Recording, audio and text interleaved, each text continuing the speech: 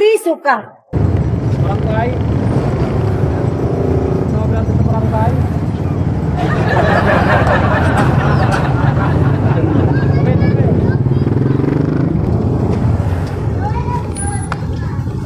Kapag helmet pa rin kayo, no helmet pa rin tayo sa Paseco. Agay! Kapag tayo sa barangay ordinal. Agay! Mapriso ka. Kapag sa barangay ordinal, no helmet pa rin. Hindi ko na pinapa-implement dito sa ordinal.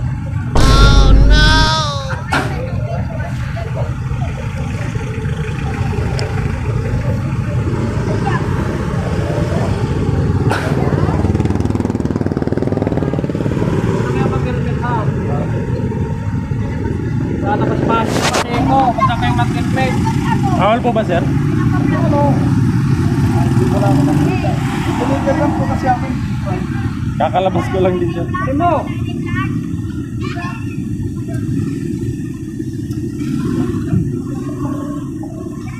Nagpa-vlog kaya?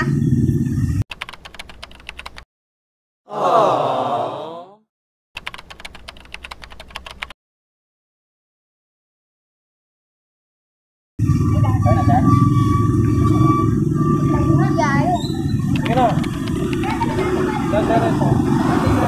Sunod na, tuloy ko sa barangay ha. Sige, sir. Sige, sir. Hindi namin alam eh. Ayun, naharang tayo sa barangay. Ay, sa Butawan. Kasi no helmet policy daw sila. Eh, hindi naman tayo aware. Pwede pala yun. Nagulat ako dun ah. Kala ko safe na tayo kasi naka full face pa tayo ng helmet. Tapos nasita pa tayo. Pero alhamdulillah, yun yung makakabuti. Basta mga ganyang mga nangyari, isipin natin palagi kung bakit nangyari ang isang bagay, yan ay nakakabuti para sa atin.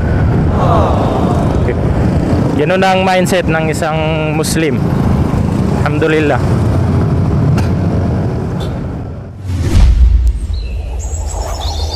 محمد كان علم كليبس. محمد كان علم كليبس.